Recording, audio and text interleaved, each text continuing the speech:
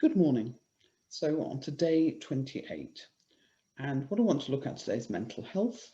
And what I would like to suggest to you is that we need to start diagnosing mental health using diagnosis by elimination. Important part of that is checking motor sensory integration. So going through all the things we've gone through, motor skills, sound, vision, how is the person working as a whole, and bringing them to a whole.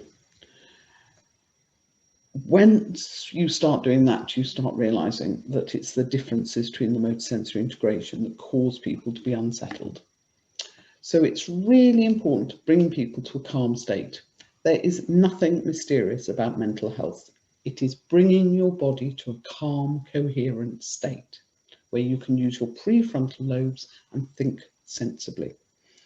And often children need the adults around them to also be calm, to come to a coherent state. And often that means we need to work with everybody as a family, because the way our society works is we've often dysregulated the parents, made them super anxious, told them they can't do fronted adverbials and they're inadequate, when in fact it's a load of tosh. Let's come to a calm state. Let's respect people. Let's make everyone feel secure. That is really important. And we need to check everybody's got their motor skills, their sound, their vision working well, that everybody is calm. And that needs to be supported because children don't operate in isolation, they're part of a family. And if the problem is that mum is traumatised, let's support mum, not blame her.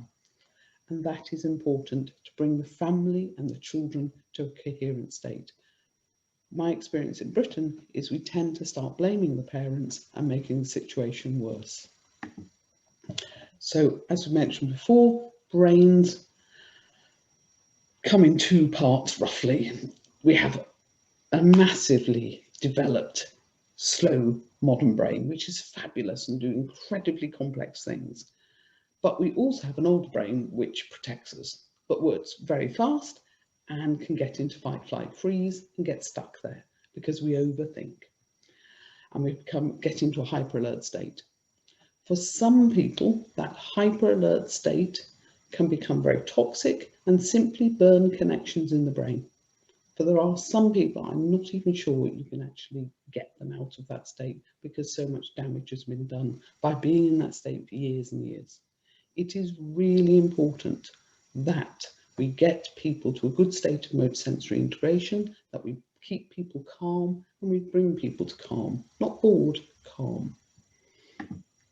So calming things down, as we've mentioned before, there's things like squash frog, which bring you to a calm state. They stretch your gut. It just stops you curling and getting more hyper. Doing breathing and heart rate variance work, again, calms the body. It stops the cortisol pumping to the brain. It stops the brain ending up in a toxic state. Things like singing and dancing are fantastic. And they calm people down, as long as it is happy, joyous stuff. It can have the opposite effect if you like sitting listening to miserable suicidal songs. A lot of modern music has been engineered in a way that it is not good. We need things that are fun and joyous. So it's quite important when you're choosing a song for your family to sing along as your family happy song, that you choose something that really is joyous. The sort of songs I might sing with my clients might be things like the Muppet song. Silly, not difficult to learn, easy to repeat, easy to sing in a car, easy to sing as you're skipping along to school, fun. Older students tend to teach them the banana split song. Stupid, slightly anarchic, and silly. It has no negative connotations. Tootling along going tra la la la la la la, tra la la la la la la. Silly, silly. And Beatles, Hello, Goodbye. Head, shoulders, knees and toes is a good one with children, they like it. If you're happy and you know it, clap your hands. All of those very simple songs that involve action, rhythm, joyousness. They're good to do together. They're good to do every day. Quite literally, it makes you feel better. Use audio vocal equipment to enhance it, particularly if you're working with people who are a bit low. It does bring them up. And if you keep doing it every day, using audio vocal loops, you can get the brain functioning at a happier state. You get a really nice audio vocal loop going, your sound processing improves, your inner ear gets agitated, you feel physically happier. It's quite strange, but it works. When I'm working with clients with really serious depression problems, I need to have a look at what's gone wrong with their sound processing. I really do. I need to see when I do sound therapy how far I've moved horrible dips in their sound processing. And I need to work on really moving those as quickly as I can, because it changes how they feel about themselves. It's really important. One of the things I want to talk to you about is an overflow from primitive reflexes, and that's overflow around your jaw. And that causes a lot of secondary problems. So when people can't separate their head from their arm movements, or people can't get their left and right working properly, Moro reflex, you can get an overflow around the jaw. The person can't cross their midline, so they make a strange gesture around the jaw, or they clamp the jaw. You see tremendous development of muscles around this area, or right hind jaw, sticking the tongue out. Something's going on wrong here, which isn't quite right. That can cause problems with tinnitus, can cause problems with migraines, because all these nerves around here are getting trapped in a real tightening up. And over time, that just puts huge pressure on those nerves. There's no other thing that can be causing the pain, because if you think about it, there are no nerves in the brain. It is all around the head, shoulders, neck. You've got to get that relaxed. One of the things I would suggest you look at is Dr. Brendan Stack's work on Tourette's. That is very interesting, where just by moving the position of a client's jaw, he's able to get rid of the Tourette's. And it's really important to look at how manipulation of this area, getting this area very relaxed, really makes people function much better. So having the body working as a whole is a really important part of mental health. I see far too many people medicated when actually what they need is really good body therapies, really good breathing, really good bilateral integration motor skills, their sound processing working, and their vision working properly. Getting all of those sorted out helps people be a lot calmer. Getting the jaw sorted is at times quite a mission, and the Alexander technique is very good.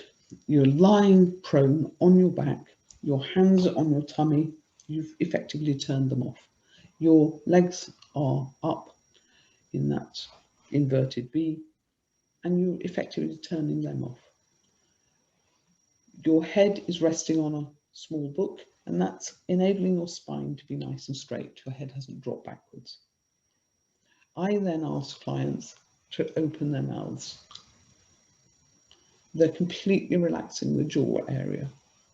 And it's that relaxing of the jaw that's improper, and they're going to lie there with a relaxed jaw and breathe rhythmically to take the pressure off this area, to stop tinnitus, to stop migraines, to stop locking into a state where they feel really quite frightened.